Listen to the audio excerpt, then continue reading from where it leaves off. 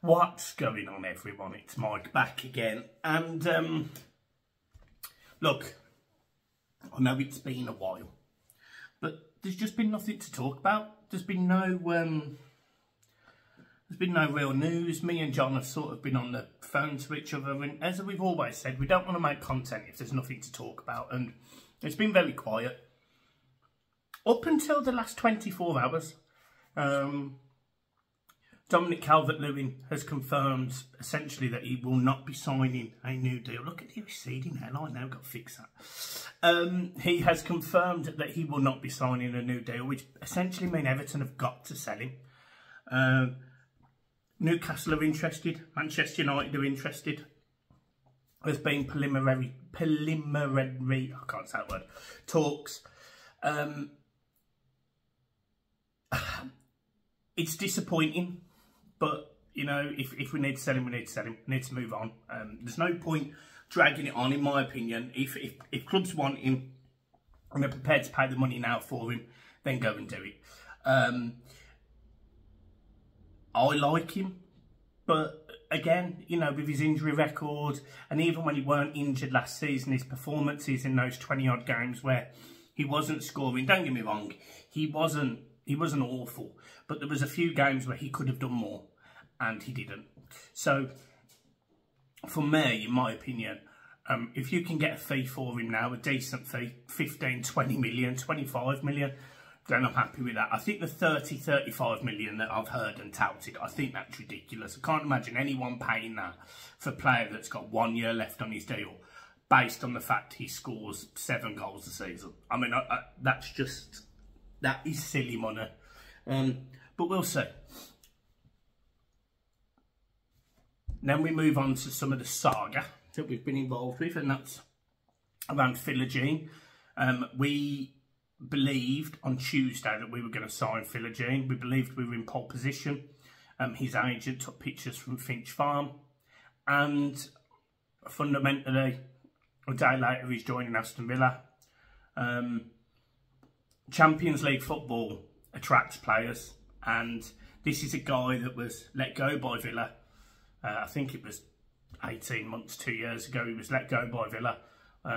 He's had a great season at Hull, and now he's going back to Aston Villa. And, you know, it's disappointing because, you know, 13 to 18 million pounds for a quality winger, it's where we need to be. It's what we need to be spending. So I am disappointed that we didn't acquire that one.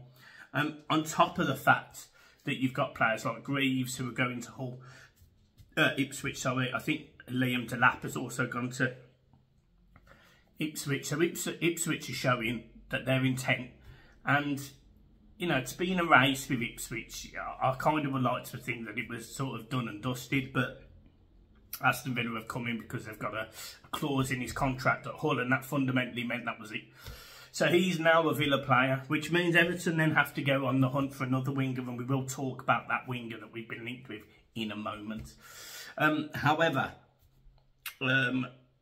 interestingly, because it is interesting, a big news story broke out this morning that Amadou Onana had been linked with a club in Saudi Arabia and turned them down because he wanted to stay in the Premier League. However, very shortly after it was confirmed that Amadou Onana has agreed personal terms, and essentially the deal is agreed with Aston Villa that Amadou Onana will join them on a 5-year deal. Now, I wish Amadou the best of luck, and I have absolutely zero against Aston Villa, by the way. I think they're a great club, good heritage. I see a lot of similarities in history to ourselves, and I would never knock Aston Villa. But what this does tell me is if you think about the 8 years that we've been owned by Farhad Moshiri, Aston Villa went down in 2016, I think. We'll go with that, 2016. And in the same time that they've gone down, been promoted, and achieved Champions League football, Everton have gone from, you know, at least challenging, playing in Europe, or at least being in the top 8, to literally being 3 seasons on the run in a relegation battle. Now, this season was slightly different, but it just shows what poor mismanagement has done to our football team, and it shows what good management can do for a football team, because Aston Villa now are playing Champions League football next season. They're recruiting players ahead of Everton, you know, and that's fine, by the way. I mean, you'd expect them to. And it hurts. It hurts when you see two fantastic institutions of English football, and one has turned its whole position around and achieved really good things. I mean, the next step for Villa is to win a trophy, is to get in the top 4 again. That's their next step. Everton are a mile away from that, and then you need this Dan Friedkin, this group, to come in and revolutionise Everton to the same extent. And this is where you get left in the dust. This is where, as a football team, you just get left behind really quickly if you don't follow the trends, the times, the marketing strategies. You know, it's absolutely ridiculous. And to talk about how big Everton are, you know, Everton have got the 7th best shirt deal in the country. We get £20 million from Castor. You know, Villa, for example, gets 17 from Adidas. I think Newcastle get, I think it's 17 from Adidas as well. So Everton is showing pedigree essentially off the pitch. Things are changing off the pitch. But because of the mismanagement of where we've been, we're so far behind clubs that we were once in front of. And that hurts. It hurts so bad. And, you know, when one of your touted better players, because, you know, I've always had this thing with Onana that I think is a great player, but he's not there yet. Do I think Aston Villa and Unai Emery is the right move for him? I don't know, if I'm being honest. I really don't know. I can see where he fits in with the team, but is he better than what they've got? I don't necessarily think they are, if I'm being brutally honest. So I'm interested to see that dynamic change. But the fundamentals are, Amadou Onana is leaving the club that he's not in the same position that clubs that were lower than it was. And it hurts. It hurts. It hurts a little bit today. And it's absolutely nothing against Aston Villa. It could be any club that has been relegated and finished above us in recent years. It just shows the poor mismanagement. It shows how awful it's been. And, yeah, it's painful. What it does mean in terms of PSR, that it looks like Everton will probably have £20 million in terms of next season's ability to spend, which is positive, isn't it? You know, that's going to be useful. You're probably going to see Calvert-Lewin money being added to that as well. I've still got concerns around other players in this squad that are still here. You know, Neil Maupay, he is toxic. His personality on Twitter towards Everton has been toxic. You know, he's criticised Everton multiple times, yet he's training with the first team. I don't like that personally. Don't get me wrong, he might have come in, apologised and done all of the right things. Fair enough, then I'm not on the inside of that, I don't know. But as of right now, looking inwards, I'm not a big fan of the fact that he's training with the first team players. I'm not a big fan that he's at the football club, if I'm being brutally honest.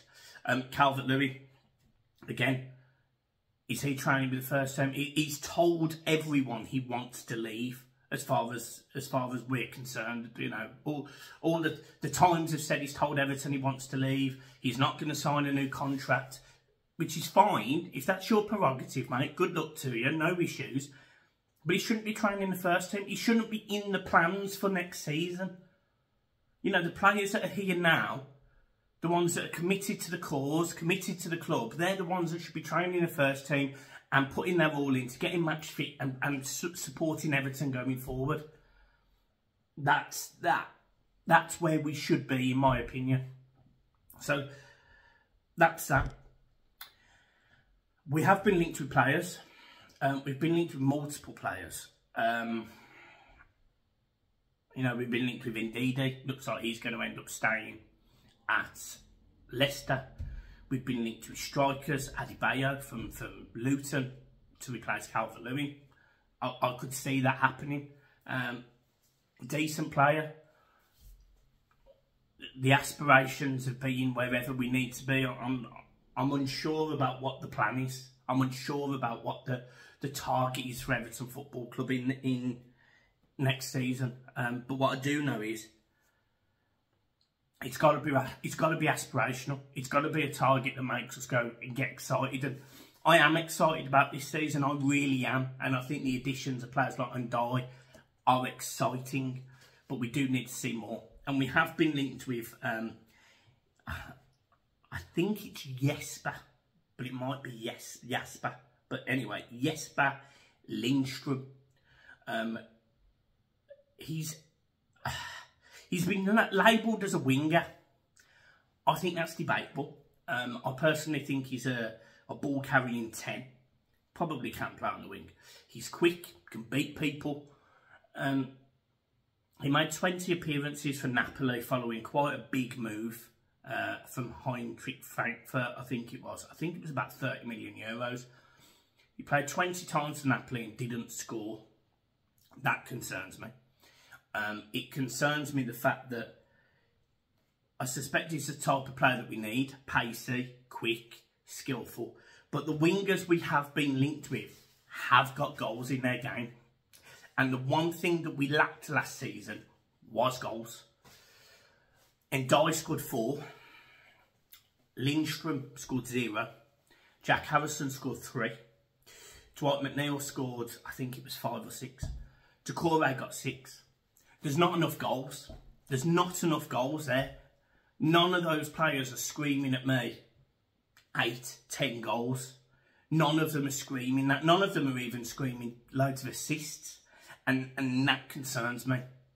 That concerns me. Now we also, weirdly, and I don't know where this rumour has come from and whether it's true or not, but we have been linked back with James Rodriguez, and I am telling you now, I know he's 3 years older or whatever he is, but I would drive him to Goodison, even just to educate the younger players.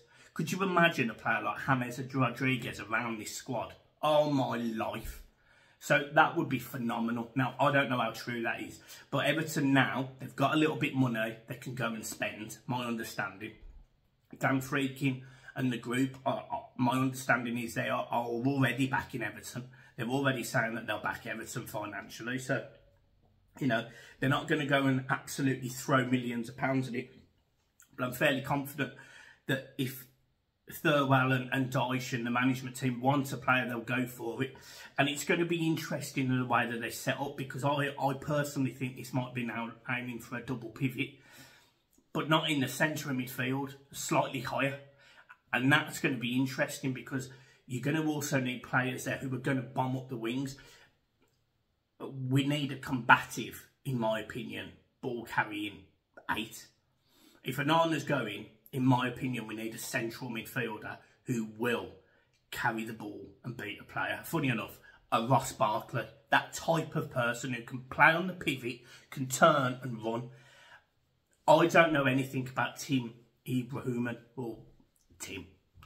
I don't know if he's capable of that, but what I do know is 19 years old, and that is a lot to ask him, especially when I believe he's a central defensive midfielder. In terms of Ndidi, I know Ndidi can carry the ball, but he's not a centre midfielder. He's a 10. Doucouré probably can do that. He can carry the ball. His distribution can be well off. So I don't quite know what I think. I don't quite know what we're looking at yet. And it doesn't help not knowing who the striker's going to be, because, in my opinion, it can't be better. It can't be better because, well, it can't be better. I mean, you know, I'm not trying to be horrible to him, but I don't think the Premier League has suited him. I don't think he's quite at the level of the Premier League, and I think he struggles. And if you're going to lose Calvert-Lewin, you definitely need to add a goal scorer to that. Now, where does he come from? I don't know. But losing Onana today, I'm absolutely fine with it. It also means, apparently, categorically, unless Manchester United throw the chequebook at Everton, which, by the way, they're not gonna, they won't, then Jared Branthwaite is going nowhere. And that's a good thing, because Greaves, who was their first choice target to replace him, I understand, has signed for Ipswich. So, yeah, we'll see.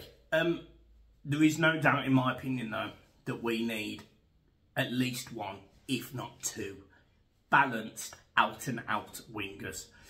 And I would love just the fundamental basics of a left winger on the left-hand side and a right winger on the right-hand side.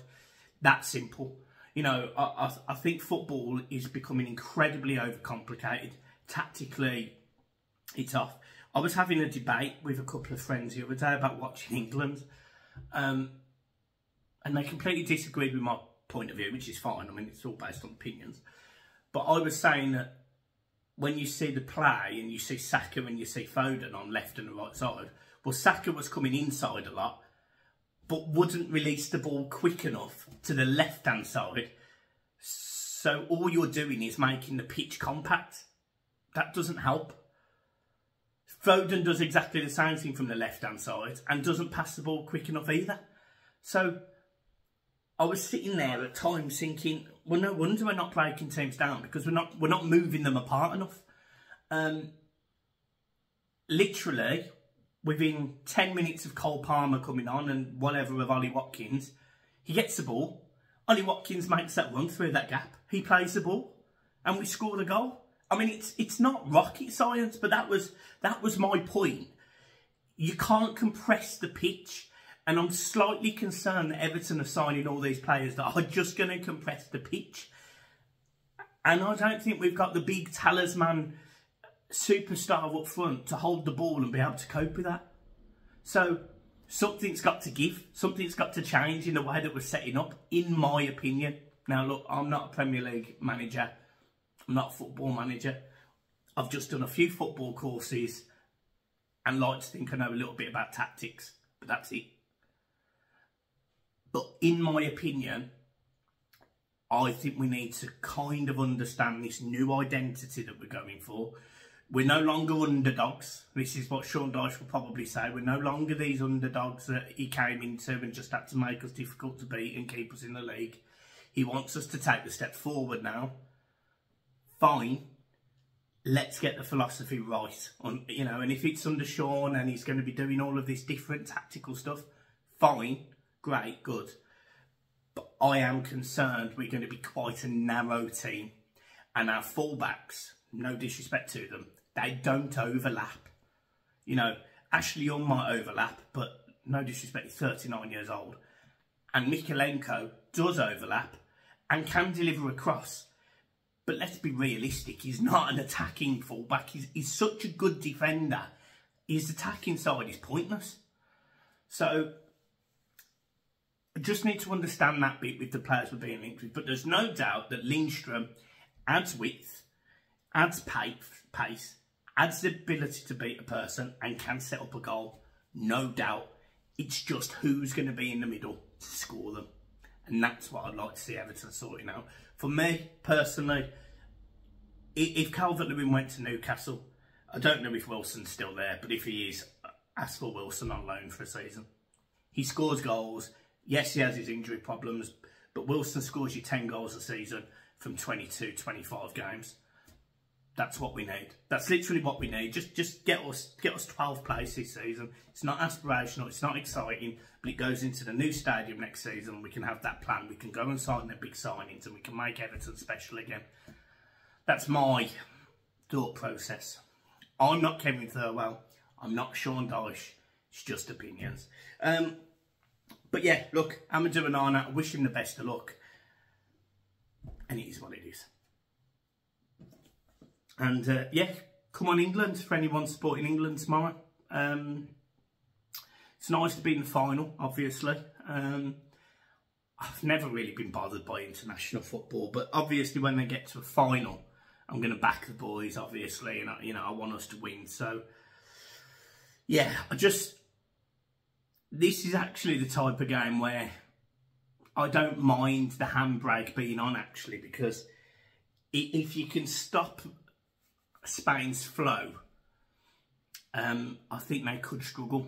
And the way that Southgate has set up this season, this tournament, there has no flow. It's almost like one of the old German sides. It's a sort of bulldozer performance that grinds it over the line.